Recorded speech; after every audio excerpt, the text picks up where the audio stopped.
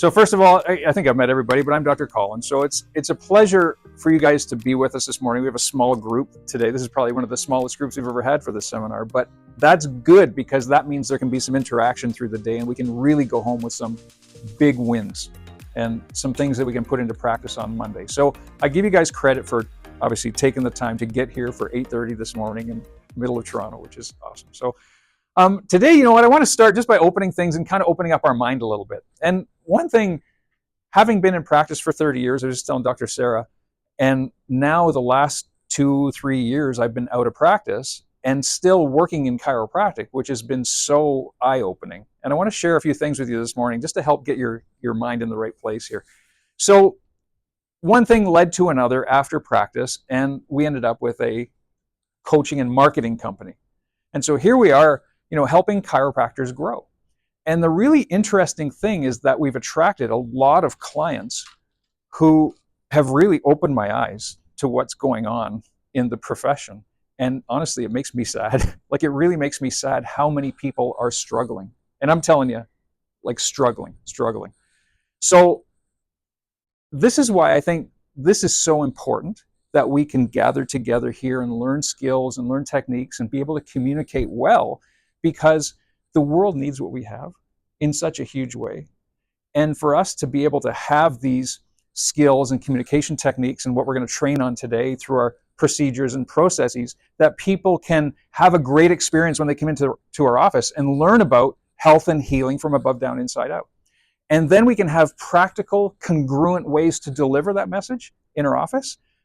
It's amazing what happens with people when they get out of the medical system and get into this philosophy above down, inside out. Lives change. And I mean, you guys have been in it for a long time. You've seen it firsthand, which is really cool. But I want to just talk a little bit about what's happening in healthcare. And this is really kind of neat. So being in this world, so it's a world that I never knew before I got into it, with the marketing world and learning about what happens online and the technical part behind it and the whole marketing systems and all these different things. Good morning. So this is actually really kind of interesting. And so now the world has shifted, and this thing with AI is blowing up. And when you talk about AI, how it relates to healthcare, it is unbelievable, the things that are happening.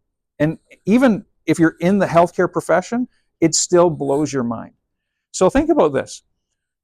Right now, this is actually happening right now. So AI is being used in all kinds of technology to assess and diagnose and analyze patients. So retinal scans, which can predict if a person's going to have any type of heart incident, diabetes, and be more accurate than any lab tests that have been done up to this point. There's things happening in the world of technology when it comes to finding out lab results for patients. And there's actually now, get this, a toilet that monitors blood sugar and digestive enzymes and can, in real time, give messages to your phone to give you suggestions on what your blood sugar is, dietary changes that you need to make, and supplement changes that you need to make. That's actually happening now. It is very cool. So, and here's the other thing too. So now there's also things where AI is being used, you know, to analyze x-rays. So it's taking away, like, for instance, if you graduated as a radiologist, your whole career is going to shift, because now AI can read and diagnose an x-ray more accurately than the top radiology people in the world. It's been shown to pick up tumors the size of a grain of rice in early stages of cancer detection. And so the things that are happening are incredible. And here's what's coming in the future. There's actually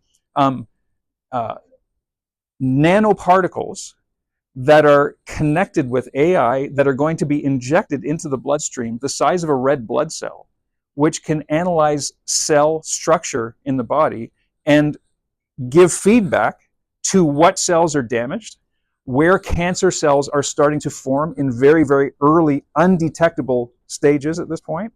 And these nanoparticles are actually being programmed to repair cell damage. In physiotherapy, there are scans that can analyze muscle tissue, fibrosities in muscle, and then provide very accurate treatment for sprains, strains, and rehabilitation, which is much faster than the physios can do now. So this is really, it's amazing what's happening in the whole scheme of healthcare. And we've just scratched the surface. Like, if you think back 30 years ago, how many people remember the times when you were kids? Everybody's over the age of 30 here. Ryan, maybe not. You're pretty close. Okay. All right. Oh yeah, close. Okay. 29. All right. Do you remember having pictures on film? And your parents would, yeah. Well, your parents would go out, they would go out and they would buy film for the camera, they would take pictures, and they'd have to go take it and get it developed. And now all those pictures are stored in these little envelopes, probably in a Rubbermaid container at home, you know. And yeah, so, and we've got a whole bunch of those. But then something happened, you know, through the year 2000, and then all of a sudden the digital age came. And we're going to talk about that a little bit later too. But it's interesting how things change. And then there were people when the internet came around in the early 90s, mid 90s, and people saying this will never last. You know, this will never last. There were companies that said we're not going to go in this digital age, and they're all bankrupt now. So, like, take for example, perfect one is Blockbuster. You all remember Blockbuster? Blockbuster had an opportunity to buy Netflix for $50 million back in 2002, and they decided not to. And then Netflix obviously took off. It's a multi-billion, hundreds of billion-dollar company now. And by 2012, Blockbuster was filing for bankruptcy. So things are changing. And now with AI, things are happening even that much faster. Like, it's just gaining momentum like crazy. So why I'm talking about this is because we have to be very unique in what we deliver. Because, here's the thing, if we're in this pain-based thinking, if we're in a model where we're delivering pain relief or symptom relief, we're being overtaken. The technology that is out there, that is being developed to treat symptoms, is gaining ground like crazy. And it's going to be far better than anything we've ever experienced up to this point. So this is really important stuff. Really, really important stuff.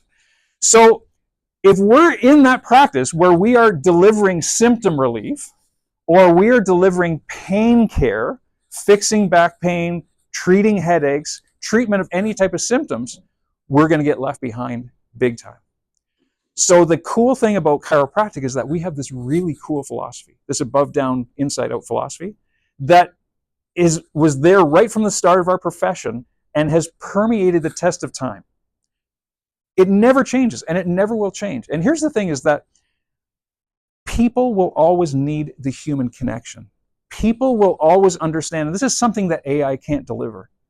People will always need the understanding that the power comes from within.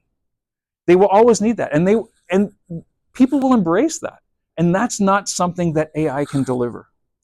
Here's an interesting little concept. There's something called Price's Law. You know who Jordan Peterson is? Jordan Peterson talks about Price's Law. Well, let me explain Price's Law. Does anybody know what Price's Law is? This will blow your mind.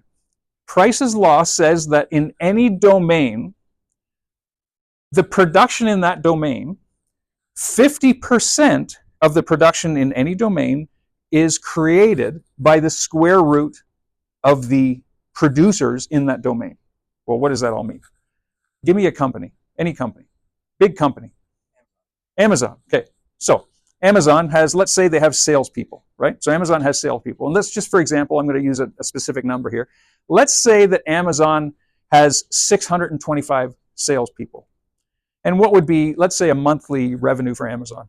Throw out a number. Yeah, let's just say $1 billion, okay?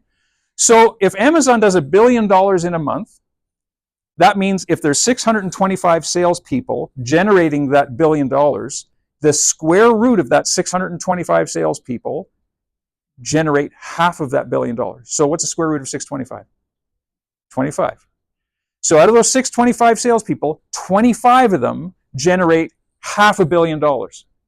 And that leaves the other 600 generating the other half. Okay, does that make sense now? So that's what Price's Law says. So let's apply this to chiropractic.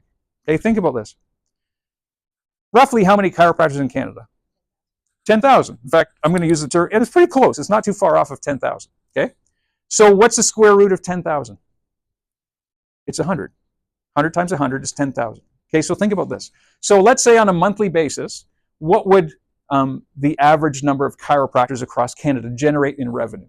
And let's throw out 100 million, okay? Let's just say $100 million in a month in revenue across the country, okay? Whether it's accurate or not, I don't know, but just to prove a point. So that means out of those 10,000, the square root 100 are producing half of that, $50 million, okay? And then I bet we're not too far off here.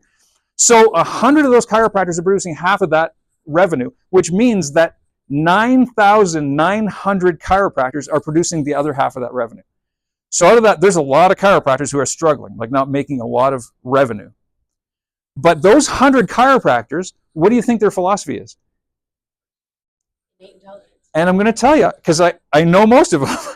In Canada, I know most of the chiropractors who are doing big things and seeing large numbers of people and creating great wealth and great revenue. There's probably 100 of them that are doing big things. And they all of them think above, down, inside out. And they all have systems to put in place in their practices to share that communication and share those messages to their patients. And they have patients not coming in for 2, 3, 4, half a dozen visits. They have patients coming in for 2, 3, 4, half a dozen years, 10 years, bringing their kids, bringing their families, not because they're in pain, but because they understand the value of removing interference and allowing the full liberation of human expression. That's what we're about. So today, as we go through this, I want you to think about that. And this is why we train, and this is why we go through these procedures. So you can go back to your office and you can be excellent, whether you're a CA sitting at the front desk, whether you're a tech working in the back one-on-one with people, whether you're an associate, an independent contractor, whether you're a practice owner. If you can improve your skills of communication, not only do that, you change that person's life. And by changing their life, I mean changing the way that they think. And if you can change the way that they think, you have changed their life forever. And the more that you put out there and the more people that you change the way they think, the more that comes back to you in the big scheme of things. The more people you see, the more abundance you have, the higher wages you can pay your team, the more bonuses you can give. Like it all comes back.